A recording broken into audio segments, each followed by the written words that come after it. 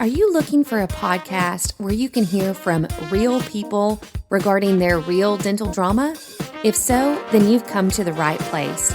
Join hosts Bethany Petty and Dr. Rena Kuba as we dive into the solutions we've created and the mistakes we've made while managing dental drama. Let's get started. Happy Monday, everybody. Before I dive into today's content, I do want to let you know that October Digest is available. Today is the day, and it is once again chocked full of fantastic resources. There's a bonus episode from me where I talk about making sure that your team is adopting an A team mindset rather than B team. Dr. Kuba challenges you guys on productivity killers. We have a fantastic communication role play in there, as well as some management resources, particularly how to manage different personality types. It's, again, you got to do yourself a favor, click in the show notes and become a subscriber today. If you're one of the few that haven't subscribed yet, what are you waiting for? Just click and subscribe. It's $49 a month, the best money you'll ever spend. Okay, let's shift gears and dive into today's episode.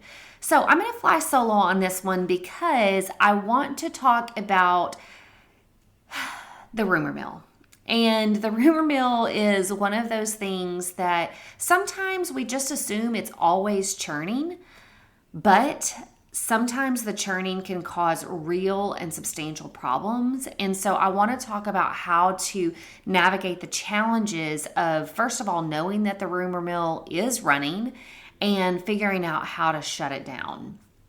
So there's a lot of different examples, honestly, of this that I've just been thinking of over the past few days. And I want to dive into some of the negative outcomes of the rumor mill. So first of all, there is some level of rumor mill that is always running. A lot of times it's at a very low pace. It may come up from time to time, but it's infrequent and more or less harmless. In those cases, there's really nothing that I would recommend that you do. Just let it ride and know that people have bad days. You can periodically remind people of your expectation that you are a positive office that's encouraging to one another, that we're here to build each other up rather than to tear people down. And hopefully those reminders every so often will keep your rumor mill at a minimum. But a lot of times I see that the rumor mill is out of control, and I see a ton of negative backlash when a rumor mill is out of control. So when I say out of control, I mean that, first of all, we have chronic complaining behind closed doors, whispering about other team members. Sometimes it can come out, the frustrations can kind of come out even overtly in a team meeting, or you overhear an argument between two employees and you're like, wow, something's definitely wrong. But a lot of times the rumor mill is virtually silent. You as a practice owner or as a team leader, you don't even know what's going on. You may sense some tension between this person and that person, but for the most part, you're like, maybe they just don't like each other, and you have a tendency to kind of brush it off and attempt to move forward. But I will tell you, there is no moving forward when the rumor mill is running. Because, number one, the rumor mill causes injury. It inflicts pain on other people. If they overhear another team member speaking negatively about them, or if they hear through the grapevine that a team member was speaking negatively about them, it hurts, it wounds. You know, that old phrase of sticks and stones will break my bones, but words will never hurt me. It's just not true. Words hurt. And most people do not have the ability to brush those words off. And so it can cause injury to the person that's on the receiving end of those negative comments. But usually there's a chain reaction. We see whoever the epicenter is speaking negatively about a team member. Word gets back to that team member that there's been negative words spoken about her. And then she begins talking to other team members about this person that started this rumor mill, or this gossip mill is maybe another way to talk about it. So there's a chain reaction that usually occurs that is long lasting. I think about fireworks in this particular scenario, where a rumor mill or a gossip mill is almost like one of those fireworks that has the real long, I don't even know the technical term for it, but the thing that burns, and you light it and you see the fire moving along that rope or that cord, whatever it is. Pyrotechnics is not my thing, apparently, but you light that cord, and if it's long, let's just imagine that it's the length of a football field and the firework is at the end. The rumor mill is running, churning, gossip is going pretty chronically, and then all of a sudden it reaches a point where something that just blows up. Now, it's hard to see, just like we imagine that firework across a long football field. It's very hard to see that little spark that's moving along the line, but we see the fireworks, and then we wonder, we're like, what in the heck happened? How did all of this drama blow up? When did this start? And it started way back when. But because we weren't wise enough to see the rumor mill running, we didn't put a stop to it. We didn't douse it in water. We didn't yank that cord out of the fireworks to pull it completely out. We just let it keep going, either because we didn't know it was happening or because we chose to ignore it and kind of chalk it up to small potatoes. So I think we've got to take the gossiping and the rumor mill very, very seriously. And this is how we do it. So first of all, it is important that you have key people on your team that are informants for you. They usually do this out of loyalty, and I want you to look for the people that would do it out of loyalty. Some will do it out of manipulation. They view it as a chance to have the manager's ear or the office owner's ear, and so they're bringing bad news to the practice owner all the time. And they're doing it for their own reasons, but oftentimes it's self-gain. Oftentimes it's to gain loyalty from the doctor and to have kind of that in, so to speak. Sometimes they just like the power of being able to tell on somebody else. I don't know how many of you are parents out there, but if you've got a kid that really values being the tattletale, because they're receiving some type of reward for that from you, either intentionally or unintentionally. There's something internally that they desire by telling on other kids. And the same thing is true in your practice. You may have somebody that is your informant, but it's always negatively slated towards one particular team member, or it could be negatively slated for all team members. They never have a positive thing to say about anybody. And so there's this complex that can start to develop where you, as a manager or a leader, think you've only got one good person on the team because your informant keeps telling you that. So I don't want you relying on somebody that has ulterior motives. What I would recommend is finding somebody who is loyal to you, loyal to the practice, and is mature. And if you've got an informant, let's say a negative informant, somebody that I wouldn't recommend, you can, if you trust this other team member, you can begin to seek out information from her. Now, I wouldn't go so much as to say, hey, rumor mill Rhonda came and told me X, Y, and Z. Is that true? No, we don't have to do that. We can say, I'm kind of getting the vibe that there's some tension between Rhonda and Sally. I just wanted to get your opinion on that. Do you have any feedback for me? I'm not up there with you guys. I don't know. I would love any information and insight that you can provide. So it's still neutral, but you're trying to solicit some information from this person. Now, this person needs to know that they can trust you, that you're not going to turn around and tell Rhonda and Sally, oh, by the way, Susie's the one that told me that there's tension here. Susie will never tell you anything again. if you do not protect her privacy and the relationship that she has with the other team members. So step number 1 is find a reliable resource. Let's say you don't have one of those on the team. You're like, I don't know who I can trust, or I've got a small team and there's 3 of them and I really don't trust any of those team members. Then it's going to be important for you to find ways to touch base individually with each of the team members. Maybe that's a 10-minute manager meeting over lunch. And you're like, hey, Sally, can you spend 10 minutes of your lunch break with me today? Of course, stay clocked in because we're going to talk shop. And then you just have feedback questions that you ask. Hey, what do you feel like is going really well on our team? What do you feel like we could improve? How would you describe your relationship with other team members?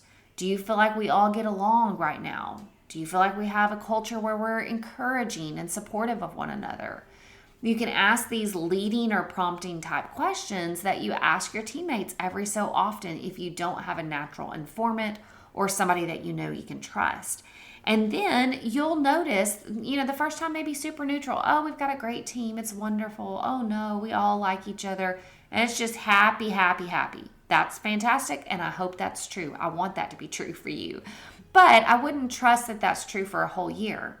I might follow up the next quarter, 2 or 3 months down the road and go, hey, it's my 10-minute touch base. I just want to get your feedback again. And it may be happy, happy, happy again. And you're like, that's fantastic. But we don't want to do away with this touch base type meeting because you never know when something's going to pop up. And usually when it pops up, we want to snuff it out as quickly as possible, which is why I do suggest an interval of 2 to 3 months of touching base. Now, let's say you do have an informant, a trustworthy informant on the team. Then you can potentially touch base with them a little bit more regularly. Maybe that's monthly, and it could still be in the format of 10 minutes. You're like, hey, Susie, 10 minutes, fill me in. What do you feel like's going on with the team right now? How do you feel like we're doing? And then Susie can kind of bring you up to speed. The sooner we can pick up on potential conflict on the team, the better we can handle it. So let's say in these quick one-on-one meetings or with your informant meeting that something is brought to your attention. Yeah, there really seems to be some tension between Rhonda and Sally. Can't quite put my finger on it, but they definitely have not been happy with one another. Oh, really? What makes you say that? Can you tell me more about this? So if something's brought up, you want to glean as much information out of your informant or out of your one-on-one as possible. You can even ask for their opinion. In your opinion, what do you think is happening here? In your opinion, what do you think I should do to help the situation? Because sometimes the person that you're talking to will say, I think you just need to give it time. Rhonda just finished up her divorce. I think she's a little bit on edge. I think everything's going to blow over. Or you might say, you know what? I would really recommend pulling Rhonda and Sally into a meeting together. They need to talk it out. And then you kind of are starting to build a game plan of how to problem solve this gossip mill or this rumor mill. Now, there are going to be times that you are lucky enough, I'll say, to catch the gossip in action. When this happens, in the rare case that it does, and you overhear team member number 1 talking badly about somebody to team member number 2, then it's going to be very important that you immediately address that. So let's say you saw person 1 and 2 having a chat, or you overheard them having a chat, and it was very negative in nature. I would immediately, same day, I probably wouldn't wait any longer than same day, but if need be, next day, I would pull those 2 aside, team member 1 and 2, and say, listen, I overheard you talking about Sally the other day. Tell me what's going on. And hopefully they fess up and they explain why they're frustrated about Sally, and you can address those concerns. But even if Sally is doing something egregiously wrong, you have to set the tone with team member 1 and 2 that this is not acceptable. So you can listen to them, say, okay, I'm going to address that with Sally. We'll get a solution. But before we dismiss this meeting, I want to let you both know that I am not okay with team members talking negatively about one another. I personally believe that there is nothing productive that can come out of it. So I want to make sure that in the future, if you guys have a problem with Sally, you take that information either directly to Sally, which would be my preference, or you bring it to me and you let me deal with it. But as far as team member to team member, I expect you to speak positively about your team members. So please do not continue talking negatively about Sally and give me time to get these performance issues dealt with. I know that sounds like an uncomfortable conversation, and I firmly agree with you. It is. But if you do not deal with it in that moment, it's going to continue to happen and it's going to cause a lot of damage. Okay? Secondly, let's say that multiple people are involved in this rumor mill process and you're like, I don't even know where to start. Every corner I turn, I hear somebody saying something negative about the other person. To me, then you've got a pretty pervasive problem. It's not just one little firework. It's a lot of fireworks that are waiting to go off. And you have got to nip that in the bud. So what I would do if I were you is I would call a team meeting. And I would send not only a very clear message about what you expect from every team member. I expect that there's not a negative word spoken. I expect that if you have a problem with a team member, that you go directly to that person and you address the problem. I expect for you to assume the best in your team members rather than continuing to assume the worst. If they missed a step in their process or in their checklist that they were supposed to do, rather than assuming they're lazy and telling the rest of the team that they're lazy, why don't you assume that she got distracted in some way? Oh my goodness, she was probably in the middle of this and got pulled onto the clinical floor. Let me finish that up for her. Or, I know Rhonda's been going through a really hard time lately with the divorce. I bet she's pretty tired. I'm going to do this trade for her. I'm going to finish this up. And I'm happy to do it. Okay? So you begin to set expectations in this team meeting of how you want people to behave towards one another. Sometimes that's enough. And all you have to do is set that stage and people are like, oh yeah, she's right or he's right. And they step in line. But a lot of times it's a natural behavior that does not stop. So let's say that you continue to get rumblings or overhear people speaking negatively. Now it's time to enter into some consequences. You call a team meeting again. You say, hey, I'm disappointed. I made my expectations really clear last time, and I continue to walk into conversations that are negative. Therefore, I have the same expectations. Go back through those again. These are my expectations, that we assume the best about one another, that we're happy to jump in and help, etc., etc. You go back through everything, and then you say, from today, going forward, if I step into a conversation or if I see whispering or if I get wind that there's negative communication that's occurring, there will be a consequence. Now, you have to decide what those consequences are, and I would present those consequences in this second team meeting. I would say, okay, so the consequences are that if I catch anybody engaged in negative dialogue, our bonus goes away for the month. Nobody gets a bonus. What? That's not fair. What if I wasn't the one talking? You're right, it's not fair. But gossip isn't fair either. And so we are not going to put up with that. The whole team will lose their bonus if they hear it. The reason that we make this a whole team thing is because if there is negative gossip going on between two team members and somebody overhears it, we want to create an environment where that team jumps in and says, hey, remember, we got to cut that out. Let's not talk about that right now. Or how can we turn this around? So it encourages your team members to jump in and try to get their coworkers rerouted to the positive. But also, this is a full practice thing. The whole team needs to be in alignment. So if one fails, we all fail. That's the definition of teamwork, is we're in this thing together, good or bad. And so just like we would reap the rewards of the practice doing well, we're also going to reap the consequences. So it could be, hey, if I hear this again, the whole bonus is going away. Or, hey, if I hear this rumor mill running again, then we are going to do individual write-ups for every single team member, even if you weren't one of the ones talking. Or, hey, we've got this great team building event coming up where we've rented out the massage place and we are going to all go get massages, and I will cancel that if I hear anything about negative communication again. So you got to have a consequence if the rumor mill did not stop after your first meeting. Then you have to follow through.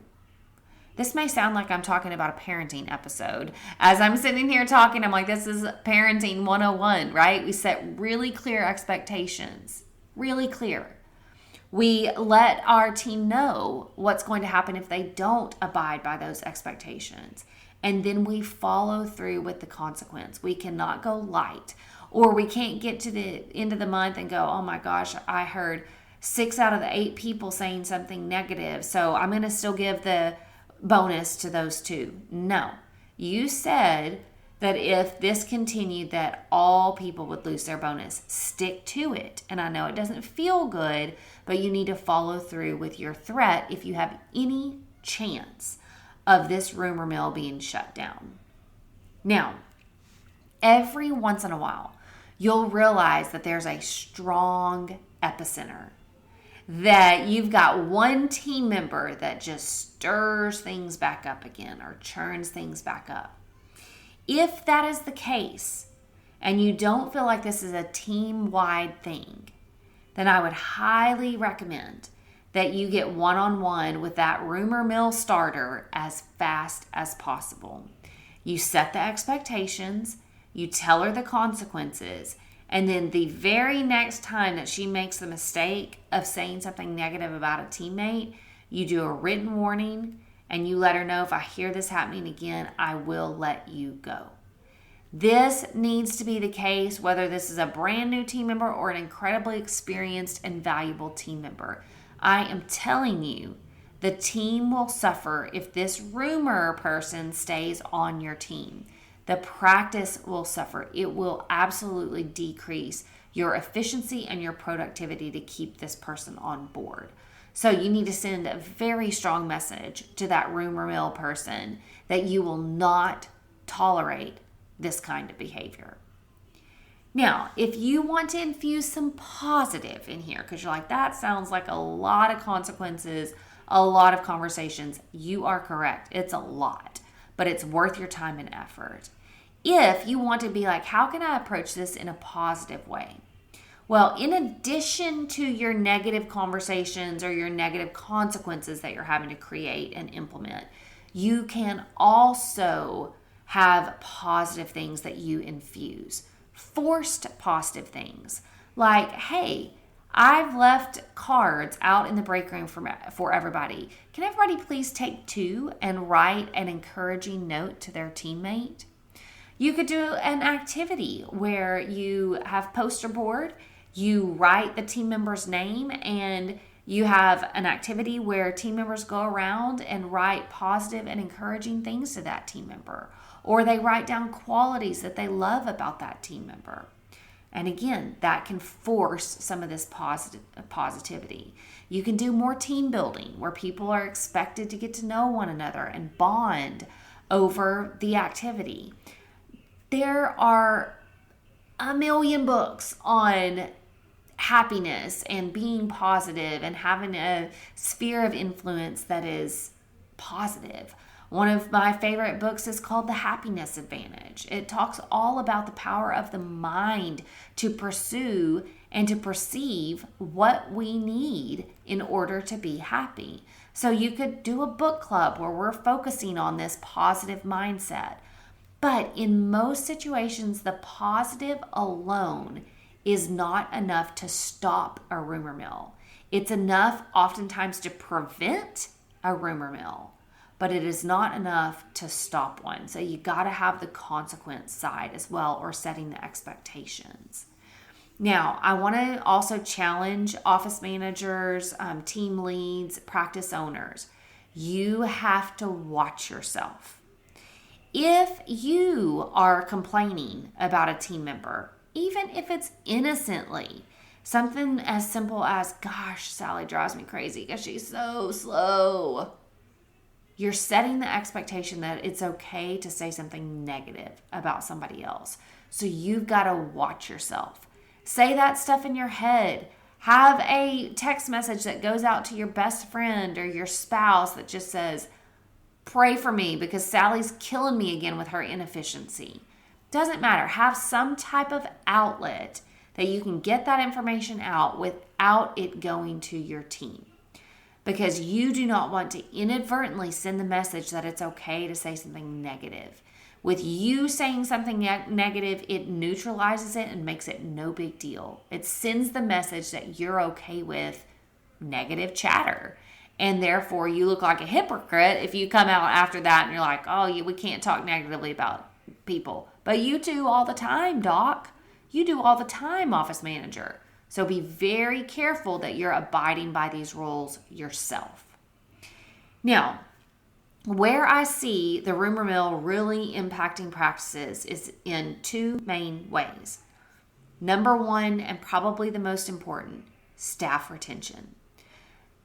Team members leave when the environment is not pleasant. And can you blame them? It's really not worth going to work every day if you're miserable with your existence around these people that gossip all the time, right? So people are self-eliminating. They're removing themselves from your situation because they're tired of the cattiness or tired of the drama.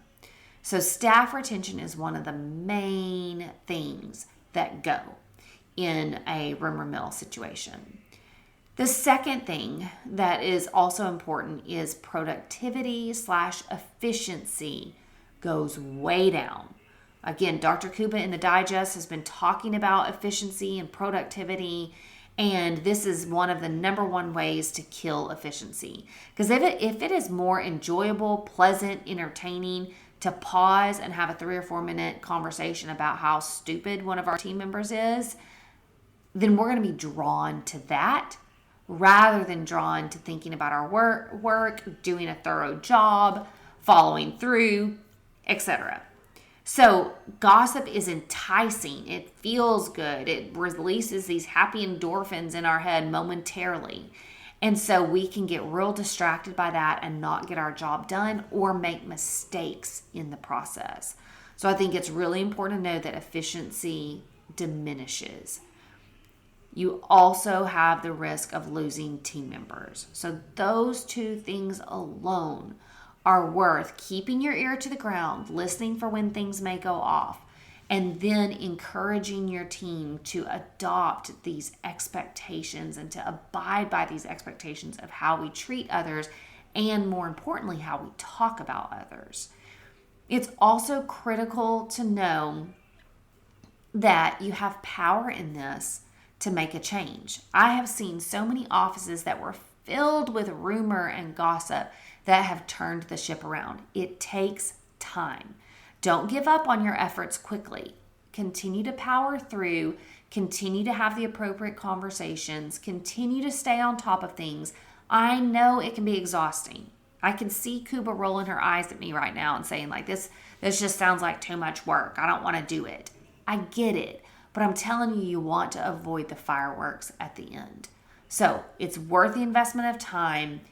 Get to know your team by talking to them or spend time with your informant and really think about how you can address the issue of gossiping in your practice. Starting with yourself first and making your own corrections, and then in turn, taking the time to teach all the other team members how to follow a gossip-free life. And I'll be honest, guys, this is a big soapbox of mine with myself, with my kids. I have never been one that enjoys gossip. As a matter of fact, we teach our kids all the time, like, hey, gossip's going to put you in some tricky situations. If you're caught talking negatively about somebody, it's going to come back and bite you in the butt. So don't do it. Don't engage in it. Don't be a part of it. And there is such a lower stress level when we'll actually abide by that. So I would encourage you not only to do this for your team and to make sure that you're on top of it, but do it for yourself as well. Make this a life habit that you just are going to choose not to speak negatively about others. You're going to keep those thoughts to yourself, or you're going to complain about something that you can complain about, like the weather or heck, politics, whatever you want to complain about, but not your team, not your coworkers. Keep that positive. Okay, I'm expecting to hear really good things as you guys tackle this challenge. I want you to take it seriously. Make sure that your team is taking it seriously and experience happy, rumor mill free days ahead. Have a great week. Thanks for joining the conversation today. We hope that you are comforted in knowing that you are not alone, but we also hope that you're walking away with some really great tips and tricks to try in your practice. We value your feedback, so please take a few moments to rate and review the podcast. Finally, we want to make sure that we're covering the topics that matter to you. So track us down on Facebook, Instagram, and Twitter, and let us know what topics you want us to cover. As always, please know that we are rooting for you today as you manage your dental drama.